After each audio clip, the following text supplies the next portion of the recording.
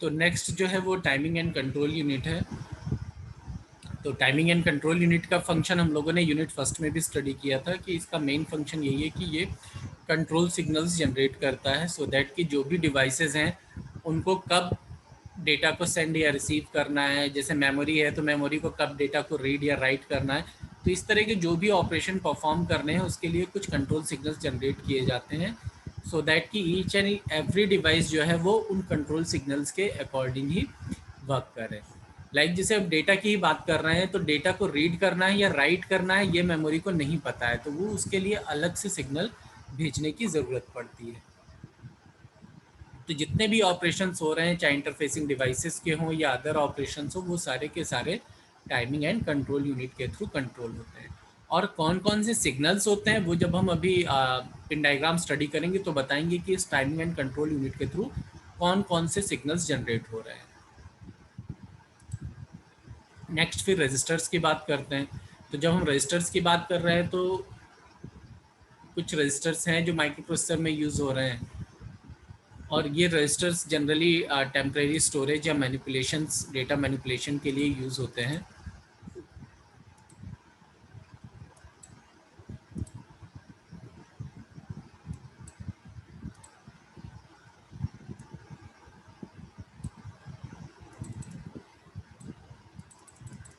कौन कौन से रजिस्टर्स हैं वो भी देख लेते हैं। कुछ 8 बिट के रजिस्टर्स हैं, जैसे जो एक्यूमुलेटर है 8 बिट का रजिस्टर्स हैं। जो जनरल पर्पज़ रजिस्टर्स हैं B C D E H L ये भी 8 बिट के रजिस्टर्स हैं, टोटल 6 रजिस्टर्स हैं। एक्यूमुलेटर को ए से रिप्रेजेंट करते हैं। इसके बाद स्टैक पॉइंटर 16 बिट का, 16 बिट का प्रोग्राम काउंटर, फिर इंस्ट्रक्शन रजिस्टर और टेम्परेरी रजिस्टर, ये इतने रजिस्टर्स हैं। इसके अलावा एक रजिस्टर और है जिसे कि हम लोग स्टेटस रजिस्टर या स्टेटस फ्लैग के नाम से जानते हैं। ये इसका काम क्या होता है कि जैसे कोई भी परफॉर्मेंस एलयू ने कोई भी ऑपरेशन परफॉर्म किया, अब उसके बाद जो रिज़ल्ट आया तो उस रिज़ल्ट को रिप्रेजेंट करने के लिए कुछ एक्स्ट्रा इन्फॉर्मेशन की ज़रूरत होती है जिनको कि हम इन फ्लैग्स के थ्रू रिप्रेजेंट करते हैं। तो ये टोटल 8 बिट का ये भी रजिस्टर है। अभी इसको हम डिटेल में आगे स्टडी करेंगे।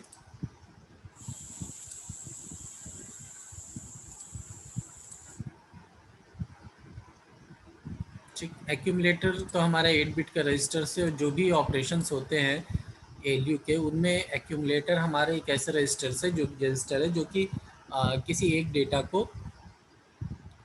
होल्ड करके रखता है, कोई भी ऑपरेशन हो रहा होता है। तो एलयू एक तरह से ये कह सकते हैं कंपल्सरीली पार्ट होता है किसी भी एग्जीक्यूशन में।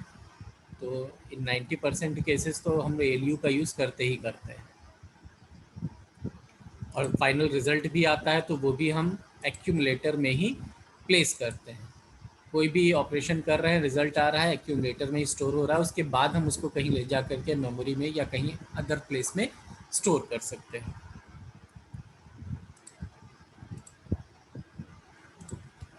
इसके बाद में फिर जैसे कि कहीं कहीं हमें 16 बिट के डेटा की ज़रूरत पड़ती है और हमारे पास जो रजिस्टर्स हैं वो सिर्फ और सिर्फ 8 बिट के ही हैं। तो इन दिस केस हम लोग क्या करते हैं कि ये जो जनरल पर्पज़ रजिस्टर्स हैं इनमें इन रजिस्टर्स के पेयर्स बना लेते हैं, B C D E H L यही पेयर्स बनते हैं और इन पेयर्स को फॉर्म करके हम 16 बिट के डेटा को होल्ड कर सकते हैं। इन दिस केस हम क्या करते हैं कि ये जो रजिस्टर का पेयर बनता है तो इसे रजिस्टर पेयर के नाम से डिनोट करते हैं।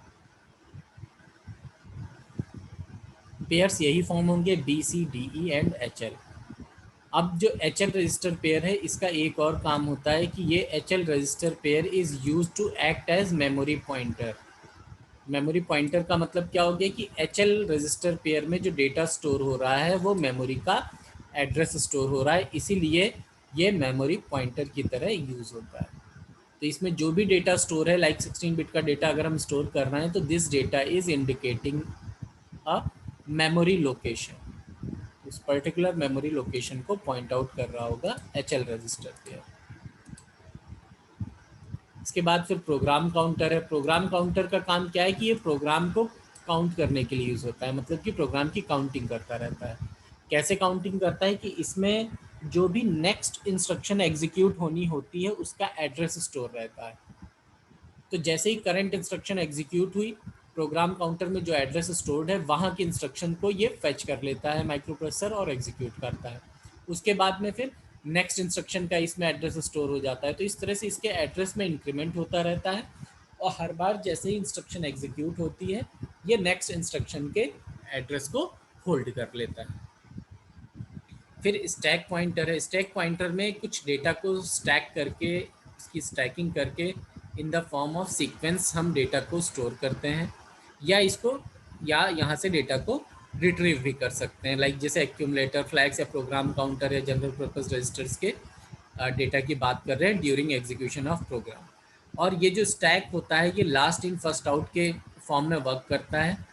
जैसे कि हम बुक्स का स्टैक लगा रहे हैं, एक के ऊपर एक बुक्स रखते चले जा रहे हैं, तो जो सबसे लास्ट में बुक रखेंगे उसको सबसे पहले उठाएंगे, बिकॉज नीचे वाली बुक पहले नहीं निकाली जाती है। ऐसे ही यहाँ स्टैक भी काम करता है कि जो लास्ट में इन होगा वो सबसे पहले आउट होगा।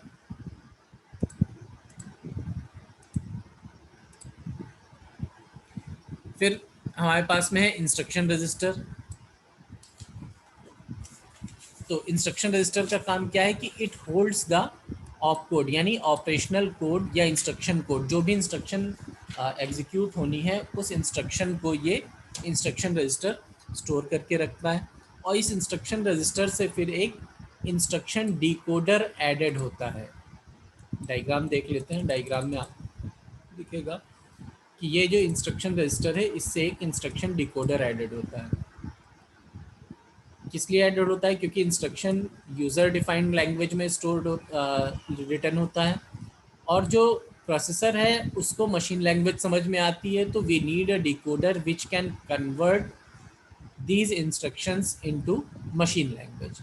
तो दैट इज़ वाई जो भी इंस्ट्रक्शन आ रही है वो इंस्ट्रक्शन डिकोडर के थ्रू होते हुए फिर प्रोसेसर के पास जाती है।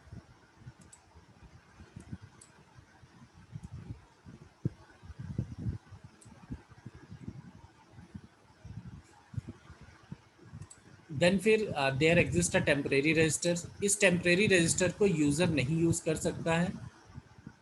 ये एलयू के साथ ही 8 बिट का रजिस्टर है जो एसोसिएटेड रहता है और इसे सिर्फ और सिर्फ माइक्रो प्रोसेसर ही एक्सेस कर सकता है, प्रोग्रामर एक्सेस नहीं कर सकता है। मतलब कि जैसे एक्यूमुलेटर है तो हम उसको एज अ ए अपनी प्रोग्रामिंग में यूज़ करते हैं, बी सी डी ई हैं उनको भी यूज़ करते हैं, बट इस टेम्परेरी रजिस्टर को हम लोग नहीं यूज़ कर सकते हैं, इसे सिर्फ और सिर्फ प्रोसेसर यूज़ करता है। इसके बाद फिर बात करते हैं फ्लैग्स की, जो हमारे स्टेटस फ्लैग्स हैं। और विदाउट दीज फ्लैग्स जो भी रिजल्ट आ रहा है वो रिजल्ट इनकम्प्लीट है। हमें जब भी रिजल्ट को हम देखेंगे हमें इन फ्लैग्स को भी स्टडी करना पड़ेगा। इन फ्लैग्स के साथ में जाकर के हमारा रिजल्ट कंप्लीट होता है। अब 8 बिट का ये रजिस्टर है, यानी टोटल 8 फ्लैग्स यहाँ पर स्टोर हो सकते हैं। बट माइक्रो प्रोसेसर 8085 में केवल और केवल 5 फ्लैग्स यूज़ होते हैं। टोटल यहाँ पर 5 फ्लिप फ्लॉप्स हैं जो स्टेटस फ्लैग्स की तरह यूज़ हो रहे हैं, तो 5 फ्लैग्स को यूज़ करते हैं। रेस्ट जो 3 फ्लैग्स हैं या 3 स्पेस बची है वो 3 स्पेस फ्यूचर पर्पज़ के लिए या अनडिफाइंड फॉर्म में छोड़ दी गई थी उस समय, और लेकिन बाद में भी उसे डिफाइन नहीं किया गया। अब ये 5 स्टेटस फ्लैग्स कौन कौन से हैं? पहला फ्लैग है कैरी फ्लैग। क्योंकि मान लीजिए कि जैसे कि हम 8 बिट का ऑपरेशन कर रहे हैं, 2 8 बिट के डेटास को ऐड कर रहे हैं, और 8 बिट के डेटा को तो हमने ऐड कर दिया, लेकिन लास्ट बिट पे एक कैरी जनरेट हो गया जो कि 9th बिट बन गई। अब हमारे पास रजिस्टर्स तो 8 बिट के ही हैं, तो वो एक बिट जो है जो कैरी को डिनोट कर रही है उसका हम क्या करेंगे? तो उसके लिए हम कैरी फ्लैग का यूज़ करेंगे। वो यहाँ ये फ्लैग डिनोट करेगा कि उस डेटा में एक कैरी आया हुआ था।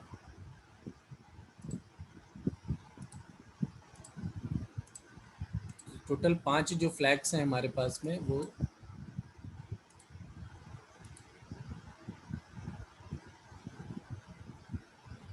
कैरी फ्लैग हो गया, parity flag, auxiliary carry flag, zero flag and sign flag. ये टोटल 5 फ्लैग्स हैं। कैरी फ्लैग का काम क्या हो गया कि after execution of an arithmetic instruction if a carry is produced, तो क्या करेंगे हम, इस फ्लैग को सेट कर देंगे टू 1। इसको हम ऐसा करते हैं, एक एग्जांपल से देख लेते हैं। यहाँ पर एक एग्जांपल गिवन है, ये देखिए, ये टोटल 8 बिट का हमारे पास में स्पेस गिवन है। 8 बिट में टोटल 5 यूज़ हो रहे हैं, 1 2 3 4 5। रेस्ट जो एक्स एक्स एक्स दिए हुए हैं, ये तीनों अनडिफाइंड है, ये तीनों नहीं यूज़ होते हैं। ये टोटल 5 फ्लैग्स यूज़ हो रहे हैं। एक कैरी फ्लैग हो गया जो हमने आपको बता दिया। अब यहाँ पर हम एक ऑपरेशन देख लेते हैं, ये जो एडिशन ऑपरेशन किया गया है, इसी एडिशन ऑपरेशन के थ्रू हम ये देख लेंगे कि क्या रिज़ल्ट हमारा आ रहा है और उसके अकॉर्डिंग कौन से फ्लैग को हम सेट कर रहे हैं और कौन सा फ्लैग क्या डिनोट करेगा।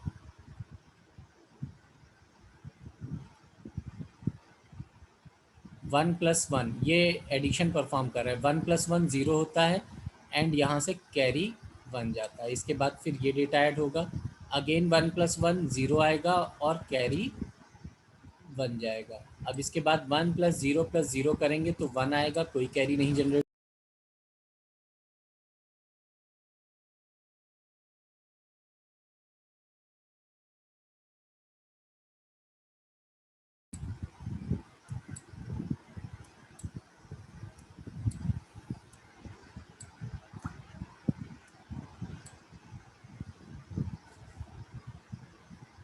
स्टूडेंट्स कुछ आई थिंक कि नेटवर्क इशू है, क्लास डिस्कनेक्ट हो गई थी अभी।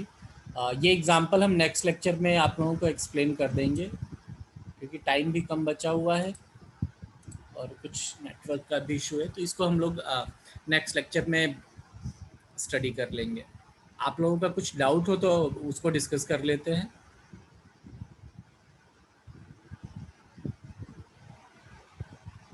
किसी को कुछ डाउट हो आज के लेक्चर में, जो यूनिट 2 हमने स्टार्ट की है, 8085 आर्किटेक्चर अभी तक जितना स्टडी किया है वो पूछ लीजिए।